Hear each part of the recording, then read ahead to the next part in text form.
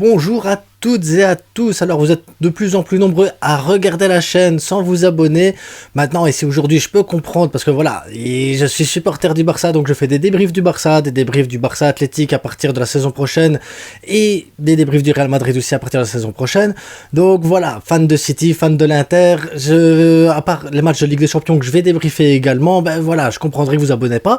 Maintenant, si vous aimez bien le style, si vous aimez bien la personne et si vous voulez avoir des débriefs du Barça, de l'actualité et tout ça, abonnez-vous, vous êtes au bon endroit, il n'y a pas de souci, ça fait plaisir. Maintenant, si vous aimez bien la vidéo, mais que vous voulez pas vous abonner parce que voilà, City, vous êtes vraiment là pour City, ben, un petit pouce bleu, et maintenant on va faire l'analyse de City Inter, la finale. Finale Ligue des Champions, les gars, Manchester City, Inter Milan.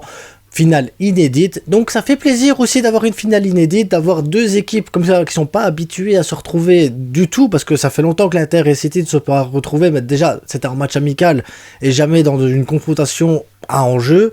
Alors là, ici on va se taper un beau match, j'en suis sûr et certain. Déjà City, le style du jeu de City, c'est la domination, c'est la machine bien huilée, c'est maintenant City qui a grandi aussi, City qui peut faire le dos rond, qui peut subir et partir en contre avec un joueur aussi fou que Haaland. Là, le gars, c'est une machine à but, donc voilà, on peut compter sur Haaland à mon avis pour créer, déstabiliser et faire peur aux adversaires aussi, ce qui fait que l'Inter, à mon avis, va plus se retrouver dans la situation où ils vont subir.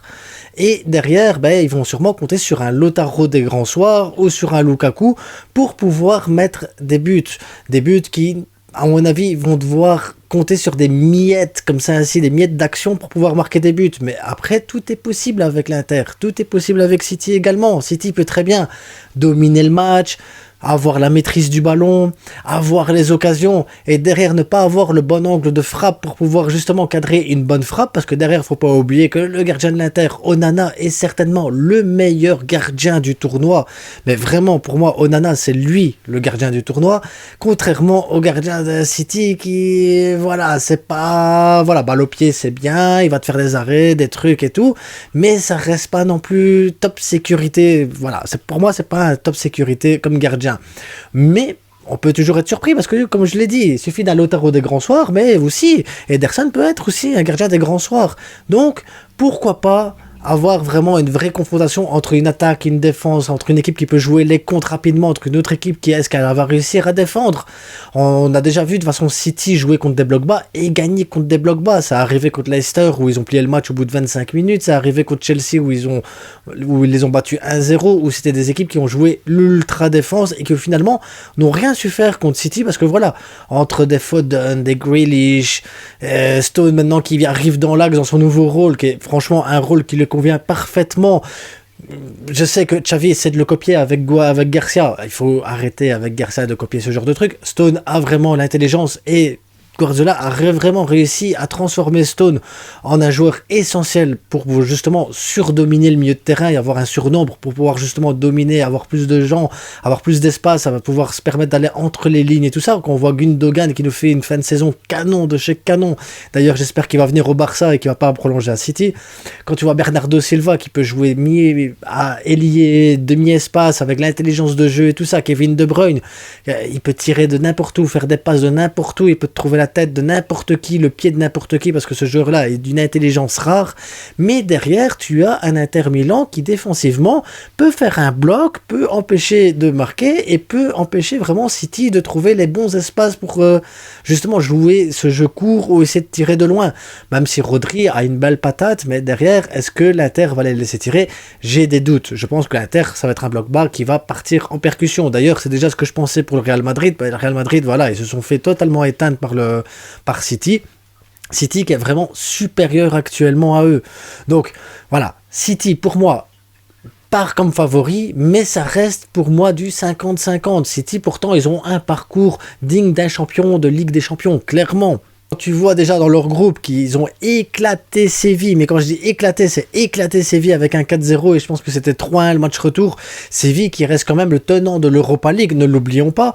Un Dortmund qui était champion d'Allemagne jusqu'à ce qu'ils foirent leur dernier match, mais de base ils auraient dû être champions d'Allemagne, donc ça veut dire que c'est pas un petit Dortmund non plus qu'ils ont battu en phase de groupe. Bon, après il y avait Copenhague, voilà, Copenhague ça reste Copenhague, mais t'arrives après en huitième de finale, tu joues Leipzig où tu vas leur mettre 7 buts à domicile juste pour les calmer et montrer que ta supériorité, derrière le Bayern Munich que tu as éteint totalement et le Real Madrid que tu les as éclaté, mais de chez éclaté. Maintenant, City, tous ces matchs où ils ont éclaté tout le monde, ben c'était à domicile. Et là est peut-être la faiblesse de City, parce que oui, ils ont grandi, oui, ils ont gagné en maturité, mais tous les matchs où vraiment ils ont été conquérants, c'était à domicile. La finale ne se joue pas à domicile. Oui, tu es à domicile sur le papier, mais tu ne joues pas à domicile. Est-ce que ça va avoir un rôle important sur les épaules? Je pense que oui. Sans compter que City va chercher le triplé historique, est-ce que ça pèse aussi sur les épaules? Je pense que oui. Je pense qu'il y a une certaine pression qui est beaucoup plus importante sur les joueurs et sur les épaules de City que sur les épaules de l'Inter. L'Inter qui de toute façon, voilà, ils vont jouer leur Ligue des Champions la saison prochaine, c'est qualifié. Ils ont gagné la Coupe d'Italie. L'Inter ne fait pas une mauvaise saison. Finale de Ligue des Champions, là on les attendait pas, malgré, ils sont sortis quand même du groupe de la mort. Ils ont battu 2 fois le Milan en demi-finale. Bon, je vais pas parler de Porto et Benfica, mais voilà. Donc l'Inter quand même reste une équipe solide, une équipe qui ne s'attendait pas à se retrouver peut-être en finale. Personne ne s'attendait à les voir en finale, et donc il y a moins de... voilà, ils ont tout à gagner, l'Inter a tout à gagner en jouant correctement et en essayant de jouer les coups à fond. Donc pour moi, l'Inter part avec un petit avantage psychologique, où l'Inter part sur un avantage technique.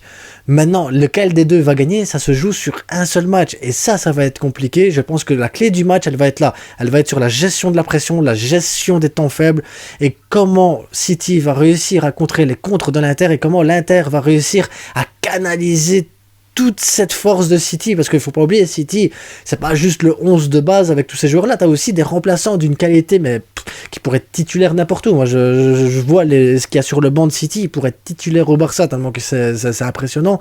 Et puis, Guardiola qui a gagné en maturité également aussi, fini de faire des formations bizarres, des changements tactiques étranges, même s'il faut changer personne sur le terrain parce que ça se passe bien, Guardiola ne change personne sur le terrain. C'est comme ça. Maintenant, qui va gagner? Voilà, moi ça reste du 50-50, je mets quand même ma petite pièce sur City, parce que voilà, moi, City, Guardiola, le système du jeu, voilà, moi ça me fait fort penser au Barça qu'on a eu avec Messi, David Villa, Pedro et tout ça, la finale contre Manchester United. Ce City-là me fait penser à ce Barça-là. Lequel des deux est le meilleur? Pour moi, ça reste le Barça. Le Barça de Messi était meilleur, mais ça reste quand même une grande équipe, un grand match qui nous attend. Et moi, je tiens à vous remercier si vous êtes encore sur la vidéo. Donc si vous êtes encore là, likez, partagez, abonnez-vous, et on se retrouve pour le débrief à chaud. En attendant, souhaitons-nous un bon match, les gars. Ciao!